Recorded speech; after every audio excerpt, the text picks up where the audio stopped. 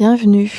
Aujourd'hui, j'avais envie de vous parler d'une manière de fonctionner qui est assez spécifique dans l'apprentissage et qui correspond au mien en tout cas, un apprentissage en escalier qui est un fonctionnement très riche et qui résonne profondément avec plusieurs modèles cognitifs déjà connus d'apprentissage, mais aussi avec des fonctionnements que beaucoup vivent sans pouvoir mettre des mots dessus ou les nommer.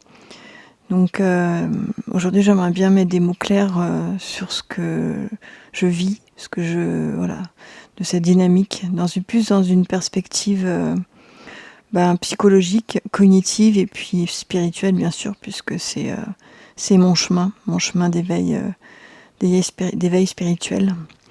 La première chose que je pourrais dire, c'est que l'apprentissage en escalier, c'est un cycle d'intégration, ensuite de plateau et ensuite de saut. C'est-à-dire que moi, je le décris comme un processus où, dans un premier temps, on accumule et on intègre ce qu'on vit, on le comprend ou on le pratique.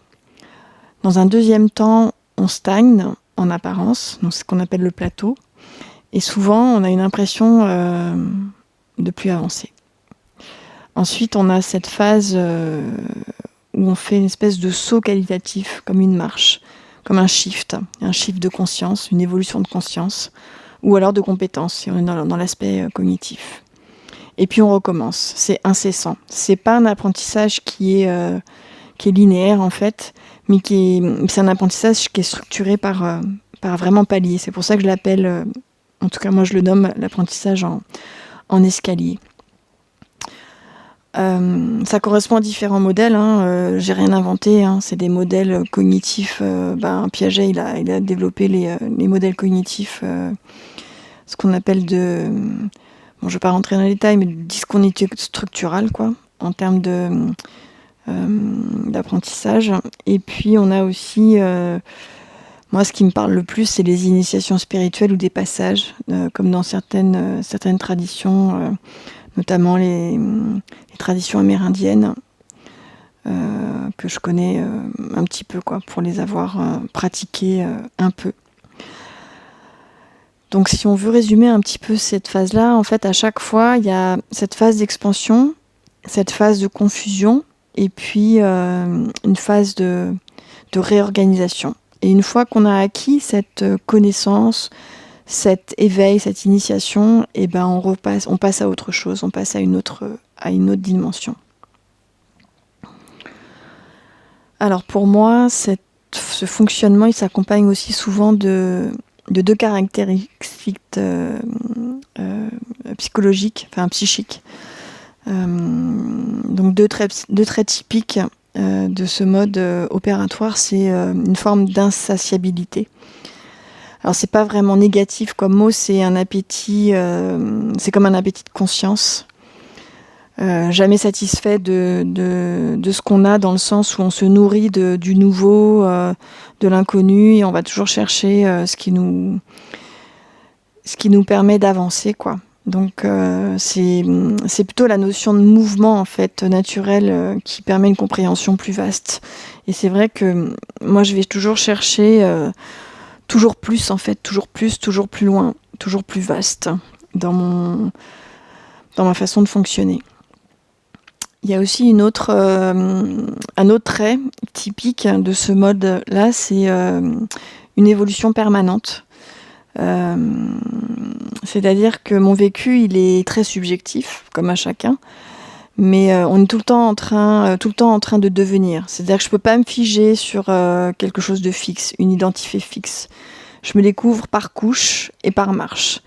Alors c'est sûr que dans notre société où on valorise la stabilité, être posé, être installé, tout ce qui est définitif, j'achète une maison, je me pose, j'en ai pour 20 ans, voilà, c'est des choses qui nous permettent de se solidifier, d'avoir des bases. C'est sûr que ça peut être un peu déroutant, puisque notre société, elle valorise pas cette forme de mutation permanente, quoi. Mais je trouve que c'est une dynamique interne qui est à valoriser. Parce que ça nous permet vraiment de ne pas rester dans une forme de confort où on se retrouve parfois assez perdu ou dans une forme d'inconfort et englué dans quelque chose qui ne nous correspond plus. Donc c'est vrai que ça peut paraître comme une forme d'instabilité, mais en même temps, c'est aussi un gage d'évolution. Et je pense sincèrement que l'homme est fait pour évoluer, est fait pour avancer. Et si on reste dans une forme de stabilité, trop de stabilité ne permet plus cette forme de créativité et de retour à soi. Je pense qu'il y a quelque chose de cet ordre-là. Après, on peut aussi l'envisager par rapport à un éveil spirituel. Moi, ce qui me parle le plus, puisque pour moi, c'est là que ça vient plus se jouer, notamment... on peut le retrouver sur des récits d'éveil spirituel ou dans des pratiques plus holistiques.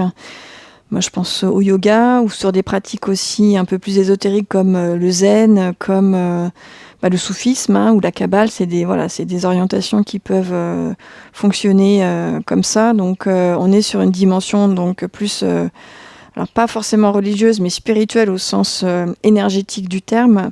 C'est-à-dire qu'on a une phase d'ouverture, c'est pareil, une phase d'expansion, une phase ce qu'on appelle d'insight, de révélation, une forme de révélation. Une compréhension, si on veut rester dans quelque chose de cognitif. Et dans la deuxième phase, on a une phase d'intégration. Donc ça, c'est le quotidien qui organise une forme d'ouverture, ce qui est parfois confusant. Ça peut fatiguer, ça peut être des grosses remises en question. Mais je trouve que c'est ces phases-là qui nous permettent de se perdre pour pouvoir se retrouver, puisque il y a la troisième phase avec la phase d'ancrage, où on a cette nouvelle manière d'être qui devient finalement naturelle, et on habite une marche plus haute en fait. On habite dans le sens où on a compris quelque chose de notre capacité à évoluer. Et puis, quand on a fini cet apprentissage-là, moi, personnellement, c'est sûr que je vise quelque chose d'encore plus vaste, encore plus grand. Cette forme de mouvement cyclique, qui est normal. Et ce que je disais tout à l'heure, qui peut donner cette impression de quête interminable. Mais c'est ce qui est intéressant. Peut-être pas apaisant, ça c'est sûr. Mais en tout cas, moi, c'est quelque chose qui me permet d'évoluer. Je le vis pas forcément comme une fuite, je le vis vraiment comme un mode d'évolution. Alors c'est sûr que si vous vous retrouvez pas dans ce type d'apprentissage, il en existe d'autres. Il y a l'apprentissage, ce qu'on appelle en silo, où on apprend un domaine jusqu'au bout avant de passer à un autre. Alors c'est sûr qu'on va utiliser aussi celui-là de manière aléatoire si on utilise tous ces modes d'apprentissage, notamment aussi le deuxième, c'est le mode itératif. Donc là on revient sans cesse sur la même chose pour l'améliorer. Donc ça, c'est comme le sportif qui vient répéter un geste. On l'utilise aussi sur la question de l'écriture, de l'apprentissage de l'écriture, quand on écrit des mots, quand on répète les mots. Sur la musique aussi, des fois, quand on répète un morceau. Voilà, c'est des choses qu'on peut utiliser. Et puis la notion d'escalier, on change tout le temps d'état. Et pas seulement de connaissance. On n'est pas uniquement sur la connaissance. Alors c'est sûr que ce que je disais, on va utiliser ces trois-là. Mais on a quand même un mode d'apprentissage qui est prépondérant. Et je sais que pour moi, c'est vraiment cette notion d'escalier, qui peut paraître une fuite, qui peut paraître superficielle, mais qui est un processus transformateur et qui est pas forcément j'accumule en fait de la connaissance pour avoir de la connaissance. Et c'est aussi la question de changement d'ouverture en fait. Voilà, changement de plan de conscience, comme si quand on est un ordinateur, on a des systèmes d'exploitation dans un ordinateur. Donc des fois, c'est des questions de logiciels, on reçoit des mises à jour de logiciels, et nous on change carrément de système d'exploitation. C'est-à-dire qu'on va changer on va ouvrir d'autres choses, quoi. Et ça, c'est super important de pouvoir le reconnaître, quoi. Parce que sinon on passe à côté de soi, et je pense que c'est dommage. C'est tout à fait dommage de passer à côté de soi. En tout cas, sur ce mode, plutôt en escalier, ce qui est compliqué, en fait, je pense que c'est complexe à accepter par rapport à la société. Parce que voilà, ça donne à quelque chose d'instable, quelqu'un d'instable de l'extérieur. Cette forme d'insatiabilité permanente, donc cette espèce de frustration permanente, cette espèce d'évolution.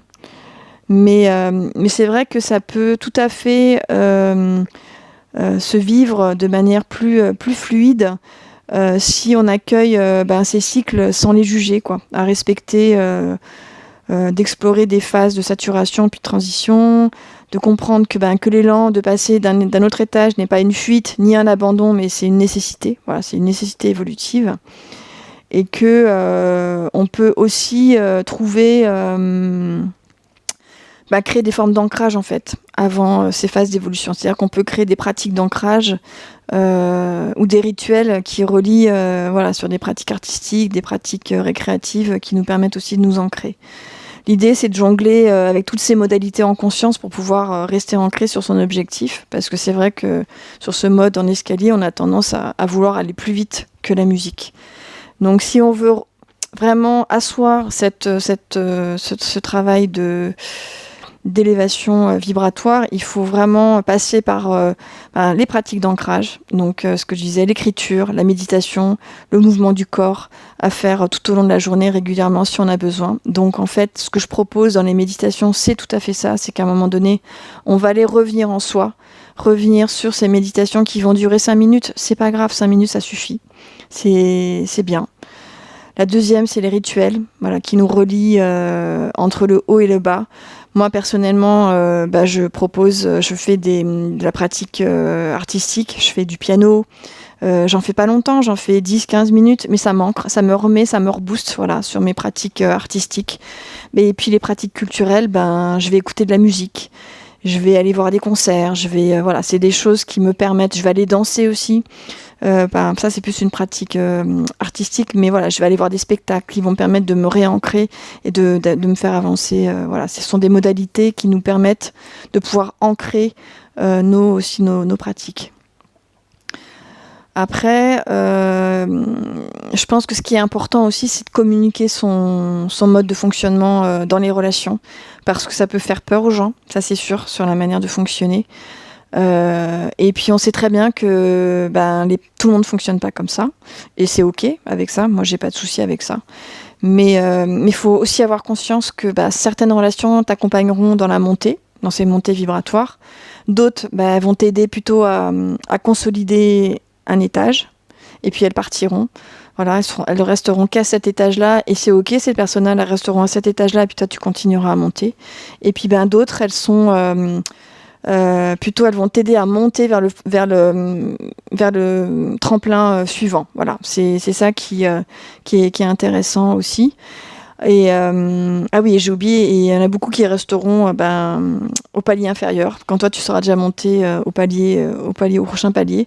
Et ça c'est ok aussi, parce qu'on peut se retrouver aussi dans une forme de frustration relationnelle. C'est la chose la plus complexe à accepter. Et je pense que c'est le prix à payer de ce mode de fonctionnement, car tout fonctionnement a des côtés positifs et des côtés négatifs, il faut arriver à vivre avec cette dualité-là, de ce monde de dualité, d'être en phase à certains moments avec des personnes, et puis l'être à un moment donné parce qu'on a changé de marche.